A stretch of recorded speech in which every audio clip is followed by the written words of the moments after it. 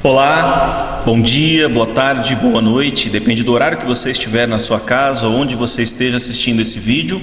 Hoje sou o Fredson Ribeiro e falo pelo Grupo de Fraternidade Espírita João Ramalho, Casa Espírita aqui de São Bernardo do Campo, e refletiremos sobre um item muito especial que está no Evangelho segundo o Espiritismo, capítulo número 13, nos versos de 11 a 16. E o tema de hoje é beneficência. Só que eu vou pedir a você, querido internauta, que para um estudo mais aprofundado dos textos, porque são vários os textos, a gente tem duas mensagens de Cáritas, uma de Adolfo, uma do Espírito Protetor, do irmão João. Então a gente tem ali algumas mensagens, todas elas muito ricas, tratando do assunto caridade no seu aspecto mais prático, e isso dentro do capítulo 13, como mencionado. Eu peço que você faça a leitura em casa. Nós vamos hoje nos inspirar em alguns outros momentos, seja da vida de Jesus, seja da vida de Kardec, seja inclusive de um outro capítulo do Evangelho segundo o Espiritismo, que é o capítulo de número 15, para que a gente possa produzir essas nossas reflexões. Eu estou aqui com o Evangelho segundo o Espiritismo, e eu acredito que você da sua casa vai conseguir ler, uma tradução da editora IDE, na verdade, e eu quero fazer uma referência muito especial. Nós estamos no dia 17, não é verdade? Eu estou falando aqui com a Denise, que está nos assessorando, e perguntei para ela, porque eu não sou muito bom com data, mas hoje é dia 17 do mês de junho do ano de 2020. Eu digo a data porque esse vídeo vai para a internet de maneira gravada, e talvez você o assista em um outro momento. Nós estamos vivendo aqui em São Bernardo do Campo mais de 100 dias de reclusão social em virtude da quarentena.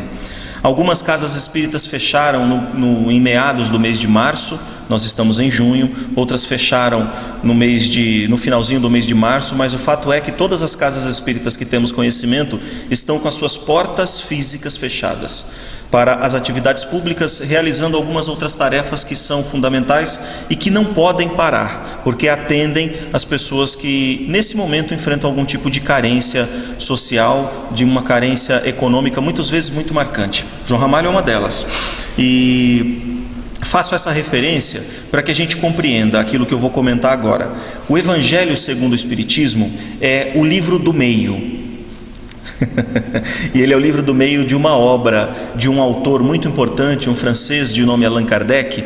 E ele é o livro do meio porque esse francês, em nome da doutrina espírita, porque já tinha feito um trabalho literário antes, em nome da doutrina espírita escreve 5 livros.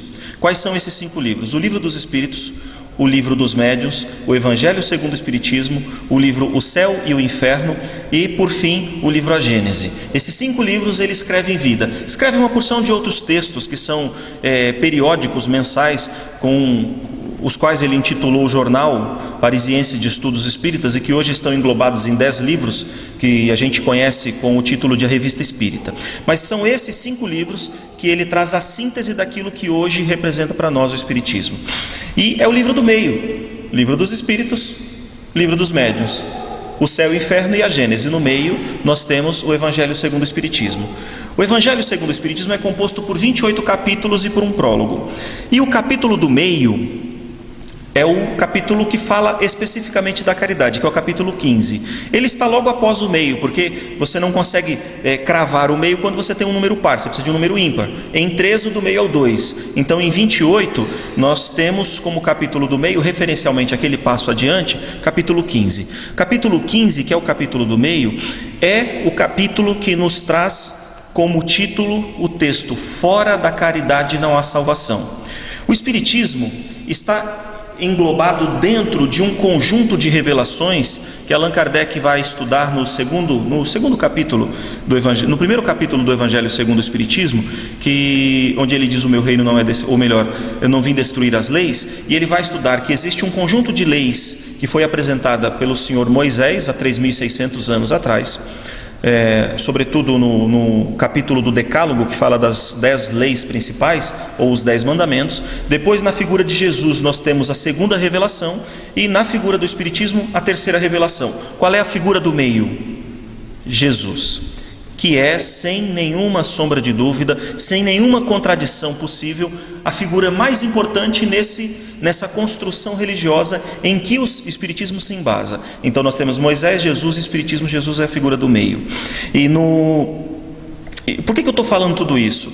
Porque no centro de todo o processo de construção religiosa, via de regra, com raríssimas exceções, nós vamos encontrar aquilo que é o mais importante. Nós, no centro de todo o processo de construção filosófico-religiosa, nós iremos normalmente encontrar a figura do que é mais importante. O Evangelho segundo o Espiritismo é hoje, em virtude da pandemia, o livro mais necessário para cada um de nós. Então, se você estiver nos assistindo agora, eu te sugiro que faça uso diário, se possível 3 vezes ao dia. Não tem contraindicação, não tem discussão, não precisa de pesquisa científica, não precisa de duplo cego, de teste randômico, nada disso. A gente já sabe que não faz mal, só vai fazer bem para você.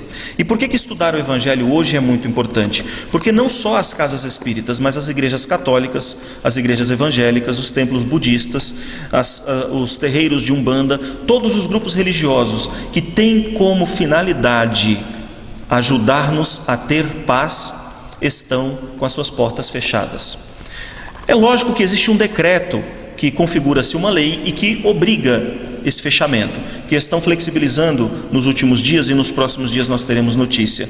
Mas independente dessa legislação, as casas espíritas estão fechadas por responsabilidade social, para que esse vírus que se transmite pelo ar, que se transmite pelo toque, não alcance um número ainda maior de pessoas e dizime um número ainda maior de vidas físicas, de corpos físicos que dependemos para mantermos-nos vivos na Terra. E estando em casa, distante desse aconchego do grupo religioso, nós nos sentimos muitas vezes amedrontados, muitas vezes entristecidos, muitas vezes envoltos numa sensação de amargura. Percebemos que os processos de doenças psiquiátricas somáticas ao corpo físico, tal como a depressão, a síndrome do pânico, acabam aumentando os seus índices de proliferação entre os humanos. Nós vamos estudar, por exemplo, a gripe que aconteceu entre 1918 e 1920, que eu não gosto de chamar de gripe espanhola, porque nasce nos Estados Unidos, e a Espanha teve esse título triste só porque não estava na guerra, então divulgou, aí as notícias vieram da Espanha. Mas aquela grande pandemia que dizimou mais de 50 milhões de pessoas, gerou um número ainda maior de suicídios na sua, digamos assim, na sua segunda onda. Então a gente percebe que as pessoas, você que nos assiste, eu também, todos nós, nos sentimos mais fragilizados em virtude do afastamento do nosso grupo religioso, do distanciamento social de outras pessoas. Não é? A minha filha não tem ainda 2 meses de nascida, a minha terceira filha, o nome dela é Clara. Orem por mim, orem por ela, nós precisamos. Ela ainda não teve a visita de nenhum familiar que não sejam as pessoas que estão morando na minha casa, e isso é angustiante. Estou dando esse exemplo só para que a gente compreenda que talvez você vá lembrar dos seus exemplos. Você deve ter algum motivo para estar angustiado, seja pela ausência de relacionamento social, porque você está afastado de um grupo de pessoas, talvez de todas, ou seja pelo excesso de convívio social, porque você talvez esteja numa casa com 3, 4, 5 pessoas com as quais você convivia 2, 3, 4 horas por dia, e agora você acorda, você toma café da manhã, você almoça, você toma café, digamos, época de pandemia não é assim, você acorda, toma café da manhã, toma café de novo, antes do almoço toma um outro cafezinho com um pedacinho de bolo, depois almoça, depois 2 ou 3 cafés da tarde, a janta e mais alguma coisa, depois Netflix, depois cama. Acho que é mais ou menos assim para vocês também, né? E isso impacta na nossa vida, às vezes de maneira não tão positiva, porque a gente tem o que se chama na psicologia de excesso de relacionamento. Então a gente muitas vezes se encontra entristecido por isso. Falei tudo isso para explicar o porquê que a gente percebe que o Evangelho é cada vez mais necessário.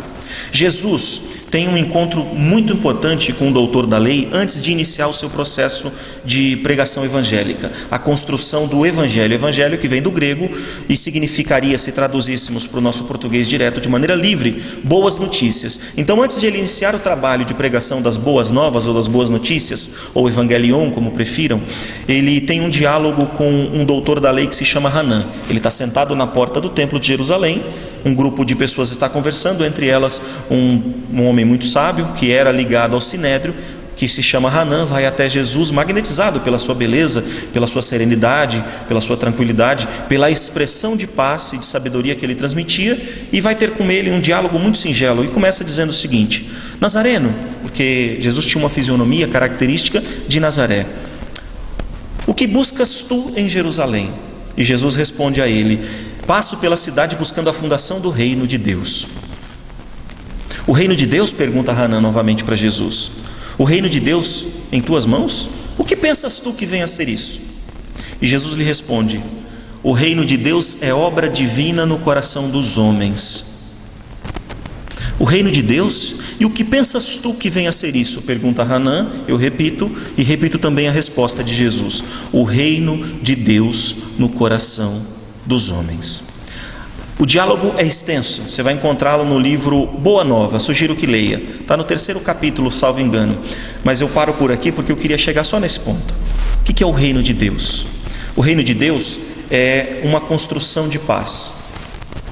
O reino de Deus é obra divina no coração dos homens. E por que Deus, acredito eu, em uma das versões, uma das explicações mais profundas, que é a de João, Deus quer dizer amor. O reino de Deus no coração dos homens é de fato quando a gente consegue, dentro da nossa intimidade, pulsar amor. Essa é a obra de Jesus.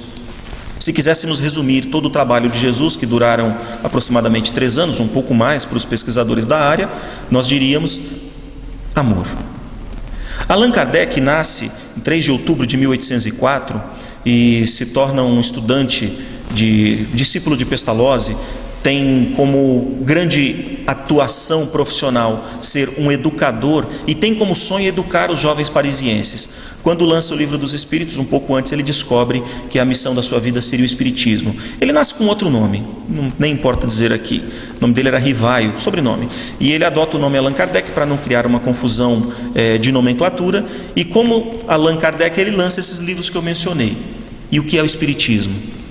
Obra de Deus no coração dos homens. Coração com Deus, coração com amor, é repleto de paz, é repleto de serenidade e é repleto de caridade.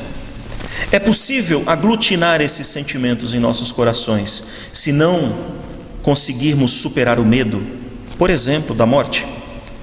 A gente está num dia que eu posso dizer para você que está nos assistindo, que talvez hoje ou talvez no futuro, já faz mais de 15 dias que no Brasil o número médio de óbitos pelo coronavírus é de 1.000 ou mais. Já somamos um total de mortes que dava para encher o maior estádio de futebol que nós temos no estado de São Paulo, que é o Morumbi. Então isso gera medo. Nós estamos usando, cadê a minha? Está do lado, não dá para eu pegar. Nós estamos nos habituando a usar máscara. Alguns por responsabilidade, outros por medo. Nós estamos nos habituando a lavar a mão constantemente, muito mais do que éramos habituados na nossa cultura brasileira. Isso em partes por solidariedade, por responsabilidade, em partes por medo. Nós estamos preocupados em sair de casa, talvez por responsabilidade, mas também por medo. Um coração com medo não consegue ser também habitado pelos sentimentos nobres de paz, tranquilidade, serenidade e caridade. Jesus tinha uma preocupação tão grande com o medo que ele vai iniciar o segundo momento mais importante de toda a sua estadia na terra, que é a última ceia. Lá no capítulo 14 do livro de João, no primeiro versículo, você vai encontrar Jesus dizendo assim: crede em Deus, crede também em mim. Há muitas moradas na casa do meu Pai. Se assim não fosse, eu teria dito. Não se turbe o teu coração, não tenha medo no teu coração. Então Jesus tem uma grande preocupação com a instalação do medo em nossos corações. Esse livro é preventivo contra o medo. Agora, ele é preventivo contra o medo por que razão? Por que razão? Talvez você ache que a gente esqueceu do tema, né? E a gente não esqueceu do tema. Ele é um antídoto contra o medo por uma razão. Ele vai começar dizendo para a gente o seguinte, eu leio para vocês. Os Espíritos do Senhor, eu estou lendo o prefácio assinado pelo Espírito de Verdade. Os Espíritos do Senhor, que são as virtudes dos céus, como um imenso exército que se movimenta desde que recebeu a ordem de comando, espalha-se sobre toda a superfície da terra. Semelhante a estrelas cadentes, vem iluminar o caminho e abrir os olhos aos cegos. A mensagem começa com a expressão, os Espíritos. Então nos remete à imortalidade. Eu vos digo em verdade, São chegados os tempos em que as coisas, todas as coisas, devem ser restabelecidas em seu sentido verdadeiro, para dissipar as trevas, confundir os orgulhosos e glorificar os justos. As grandes vozes do céu ressoam como o som da trombeta, e os coros dos anjos se reúnem.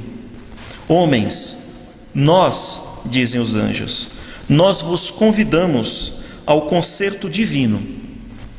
Que vossas mãos tomem a lira, que vossas vozes se unam, e que num hino sagrado se estendam e vibrem de um extremo ao outro do universo. Homens, irmãos a quem muito amamos, estamos juntos de vós. Não parece o que Jesus nos disse? Não se turbe o teu coração. Crede em Deus, crede também em mim. Homens, irmãos, eu volto ao texto. Irmãos a quem amamos, estamos juntos de vós. Amai-vos também uns aos outros, e dizei do fundo do vosso coração, fazendo a vontade do Pai que está nos céus: Senhor, Senhor, e assim entrareis no reino dos céus. O que é o reino dos céus mesmo? Obra divina no coração dos homens. Qual é a essência principal do Evangelho segundo o Espiritismo? Nos trazer, por reforço, que já foi dado antes, nos outros 2 livros da codificação, uma notícia: somos imortais. A morte afeta o corpo físico, porque é um fenômeno biológico, mas o espírito que somos continua vivo. É um antídoto contra o medo.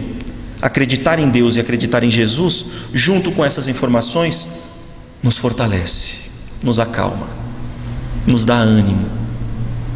Mas é suficiente saber a verdade? Será que é suficiente intelectualmente absorvermos esse conjunto de informações e vivermos na solidão do nosso egoísmo? Também não. Então a gente vai encontrar nesse livro um processo pedagógico fantástico, criado por um educador incomparável que foi Allan Kardec. Primeiro capítulo: não vim destruir as leis. Segundo capítulo: meu reino não é deste mundo. Está remetendo ao mundo espiritual e às várias moradas, lá de João 14, versículo 1. Terceiro capítulo, ou melhor, terceiro capítulo: há muitas moradas na casa do meu Pai. Quarto capítulo: é necessário nascer de novo para alcançar o reino de Deus, porque a gente não constrói todas essas coisas que muitas vezes parecem utópicas que a gente está falando. Essa paz interior não é uma coisa que a gente constrói da noite para o dia, não é uma coisa que a gente realiza a toque de caixa, vamos dizer assim. Então o capítulo 4 vem dizer que é necessário nascer de novo, é necessário continuar o processo das reencarnações para crescer o suficiente e ser bom o bastante para ter paz. Depois disso, nós vamos ter no capítulo 5 uma carta de consolo: bem-aventurados os aflitos, porque serão consolados. E para fechar esse grupo, que é um amparo a nós, esse grupo de capítulos que é um amparo a nós, nós vamos encontrar no 6º capítulo do Evangelho segundo o Espiritismo um texto magnífico, um dos mais curtos capítulos, que remete-nos ao Cristo Consolador, a esse mesmo Cristo que disse: crede em Deus, crede em mim. Ele vai ser construído a partir de uma frase que é poética: vinde a mim, vós que estáis cansados, sobrecarregados, em dor e em sofrimento, e eu vos aliviarei. Tomai sobre vós o meu jugo e aprendei de mim, diz Jesus, que sou manso e humilde e de coração, e encontrarei descanso para as tuas almas, porque o meu jugo é suave, porque o meu jugo é leve. Do capítulo 7º e seguintes, todo o estudo do Sermão da Montanha é apresentado para nós.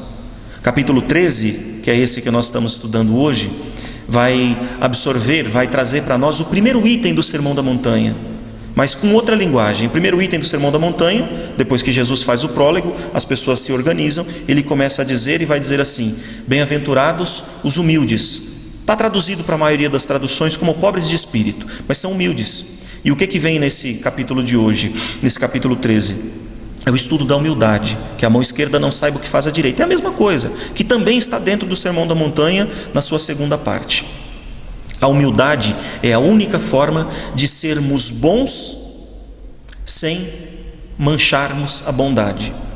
O estudo mais profundo da caridade, como eu mencionei no começo do nosso bate-papo, está no meio do Evangelho segundo o Espiritismo, que é o capítulo 15. Fora da caridade não há salvação. Mas se o capítulo 15 analisa a caridade, as mensagens dos versos número 11, 12, 13, 14, 15 e 16 do capítulo 13 analisam como é que essa caridade pode e deve ser praticada dia após dia, minuto após minuto, em todos os instantes, porque vem analisar a caridade material e a caridade moral. Dar comida para quem tem fome é uma maneira de não ter tempo, de não ter espaço mental e emocional para acolher o medo. Porque no momento como esse de pandemia, as pessoas estão com medo, mas as pessoas também estão com fome. E o número de pessoas com fome é cada vez maior. O grupo espírita que eu frequento tem um cadastro de 10 famílias que recebe cesta básica. Em virtude da pandemia, nós começamos uma campanha muito maior e já entregamos 530 cestas básicas no último mês, nos últimos meses. Um centro que entregava 10, não é? Lá tem um grupo de trabalhadores que compreendeu Jesus. Aqui no grupo de Fraternidade Espírita João Ramalho, eu não vou falar o número porque eu tenho certeza que eu vou errar, mas já tinha um trabalho que superava as centenas de cestas básicas mensalmente. Alguém me ajuda aqui? Eu estou pedindo ajuda aos universitários. Qual o número de cestas básicas do João Ramalho? Alguém talvez vá me dizer aqui que é 270, se eu não me engano, ou é 170, porque eu vi esse número em algum lugar. Mas é uma casa que já ajuda constantemente, e quem está ligado a essa ajuda, eu garanto para vocês, tem menos motivo para ter medo, porque fazer o bem, que é a essência da lição de hoje, fazer o bem é a única maneira de plantar no próprio coração todos os ingredientes do reino dos céus. Não existe construção divina no coração do homem que não passe obrigatoriamente pela prática da caridade, pela prática da beneficência. Independente de quais sejam as nossas obrigações, se nós desejamos felicidade, precisamos plantar felicidade. E a gente não planta felicidade no terreno do nosso coração, a gente planta no terreno do coração do nosso irmão e nasce no nosso. Allan Kardec, no livro que retrata a viagem espírita de 1862, e eu vou usar essa história, esse momento da vida de Kardec para encerrar, porque o nosso tempo está se esgotando. Ele retrata ele é colocado em uma situação de resolver um conflito. E ele, um dos seus discursos, ele diz que é muito triste quando dois grupos que deveriam trabalhar juntos, sejam duas casas espíritas, sejam duas igrejas evangélicas, sejam dois grupos católicos, sejam dois grupos dentro da mesma igreja, ou dentro do mesmo centro, ou dentro do mesmo templo. Quando eles começam com divergência, com brigas teóricas, não é? Isso é muito triste. E aí muitas vezes a gente pode se perguntar, a gente sabe que Allan Kardec era apelidado, entre aspas, de o bom senso encarnado, e a gente pode se perguntar, de que lado ficaria Kardec dentro de uma peleja como essa, dois grupos em debate? E de maneira ligeira, de maneira apressada, nós podemos dar a nossa opinião dizendo o seguinte: certamente Allan Kardec ficaria do lado das pessoas que estão com maior razão. E Allan Kardec, neste discurso, ele diz o seguinte: de pronto, de maneira ligeira e sem pensar duas vezes, eu digo que se eu estiver diante de dois grupos em contenda, eu ficarei do lado daquele que tiver mais caridade. Porque junto com a caridade, olha que interessante, junto com a caridade normalmente você vai encontrar a humildade. A humildade é o tema desse capítulo. Beneficência está tratada dentro do capítulo do que a mão esquerda não saiba o que faz a direita, que é a lição de humildade, a maior lição de humildade do Cristo. Allan Kardec diz que fica do lado do grupo que faz a caridade. E por que ele diz isso? É muito simples, ele mesmo explica. Normalmente no grupo das pessoas que estão mais propensas à caridade, nós iremos encontrar também pessoas mais propensas à humildade, e mais propensas à humildade são também mais propensas à mudança. Se houver algum equívoco, algum erro, será mais fácil de um diálogo franco e sincero ser acolhido, porque existe humildade. Dizia Chico Xavier que a vaidade é uma faca que corta quem usa. Mas a mais perigosa das vaidades é a vaidade intelectual. A gente não veio na terra para ser melhor do que ninguém. A gente não veio na terra para ser mais intelectualizado do que ninguém. A gente não veio na terra para superar ninguém. A gente veio na terra para superar a nós mesmos. E enquanto a gente faz um trabalho de autossuperação, é importante que a gente faça também um trabalho de plantio da felicidade, de plantio do amor, de plantio do bem, que é o exercício da caridade. Que Jesus nos ampare, que Jesus nos acolha e que você, se estiver sofrendo, se estiver triste, lembre-se, Jesus está contigo. Ele não vai te abandonar, nem hoje, nem amanhã, nem nunca. Muito obrigado pela atenção. Estejam todos em paz.